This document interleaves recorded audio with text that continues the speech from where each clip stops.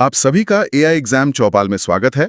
आज हम लोग सीएनटी एक्ट 1908 के चैप्टर 1 यानी इसके प्रिलिमिनरी प्रोविजंस पर विस्तार से चर्चा करेंगे।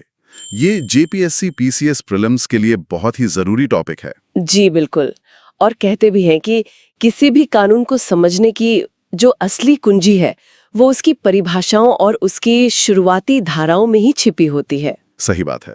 तो आज हमारा फोकस सीएनटी एक्ट के अध्याय 1 पर ही रहेगा। हम धारा 1, 2 और 3 को परीक्षा के नजरिए से समझने की कोशिश करेंगे और साथ में ये भी देखेंगे कि जेपीएससी प्रीलिम्स में इस चैप्टर से सीधे सीधे सवाल कैसे बनते हैं और कहां पर गलती होने की गुंजाइश सबसे ज्यादा होती है। तो चलिए शुरू करते हैं धारा 1 से, जो है संक्षिप्त नाम और प्रसार यानी शॉर्ट टाइटल एंड एक्सटेंट। तो इसका नाम है छोटा नागपुर काश्तकारी अधिनियम 1908। जी, और यहाँ पर दो बातें तुरंत नोट करने वाली हैं। एक तो इसका पूरा नाम और दूसरा इसका साल 1908। हाँ, ये साल तो बहुत जरूरी होगा। जेपीएससी कभी-कभी सवाल में 1908 की जगह 1909 या कोई और साल दे देता है। बिल्कुल। और सिर्फ यही नहीं, इसका एक और नाम है बंगाल अधिनियम संख्या VI 1908। ये भी याद रखना उतना ही जरूरी है। अच्छा, बंगाल अधिनियम संख्या VI, ठीक है। अब आते हैं इसके लागू होने की तारीख पर। ये कब से लागू हुआ? ये तारीख तो सीधी सीधी MCQ में पूछी जाती है।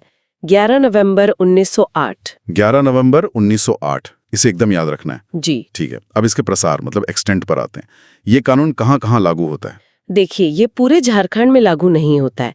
ये मुख्य रूप से 4 प्रमंडलों में लागू है। कौन-कौन से? उत्तरी छोटा नागपुर, दक्षिणी छोटा नागपुर, पलामू और कोल्हान प्रमंडल। और इन प्रमंडलों के वो इलाके भी शामिल हैं जो किसी नगर पालिका या छावनी के अंदर आते हैं? हाँ बिल्कुल।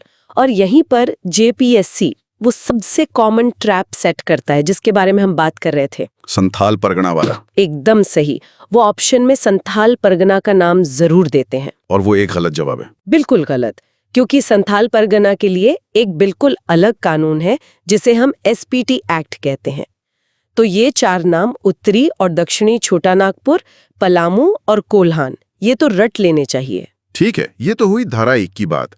अब धारा 2 पर आते हैं, जो है निरसन या रिपील। ये सुनने में थोड़ा सा टेक्निकल लगता है। हाँ, ये ज्यादा टेक्निकल ही है। प्रीलिम्स के लिए ये उतना महत्वपूर्ण नहीं है। बस इतना समझ लेना काफी है कि जब ये नया मजबूत कानून आया तो इसने अपने से पहले के जो भी छोटे मोटे बिखरे हुए नियम थे उन सबको खत्म कर दिया, निरस्त कर दिया। अच्छा, तो ये एक तरह की कानूनी साफ सफाई थी। बिल्कुल, आप इसे ऐसा ही कह सकते हैं। असली कहानी या कहें कि MCQ का जो खजाना है वो तो धारा 3 में है। धारा 3 परिभाषाएं यानी डेफिनेशंस। और सही में यहाँ दिए गए शब्द सीधे सीधे परीक्षा में पूछे जाते हैं। जी, क्योंकि अगर आपको इन शब्दों का मतलब नहीं पता तो आप आगे का पूरा एक्ट समझ ही नहीं सकते। तो चलिए कुछ सबसे जरूरी परिभाषाओं को उठाते हैं।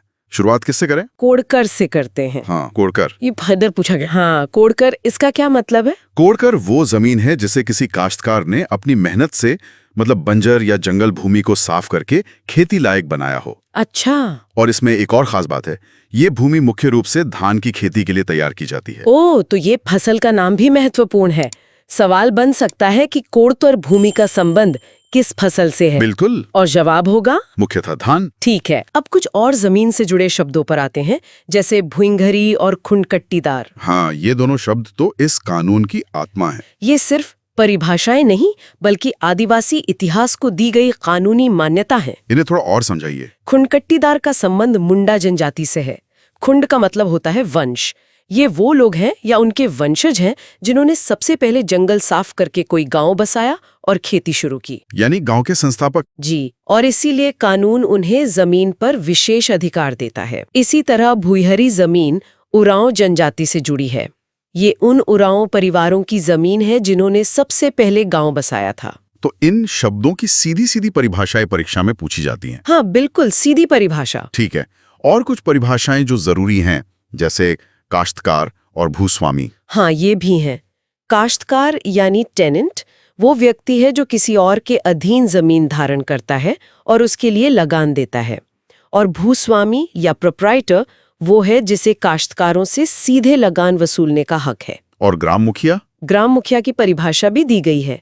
मतलब गांव का मुखिया, चाहे उसे मानकी कहें, प्रधान कहें, मांझी कहें या कोई और नाम हो। ठीक है, तो एक तरह से इस अध्याय ने पूरे कानून की शब्दावली को सेट कर दिया। एकदम, ये नींव है।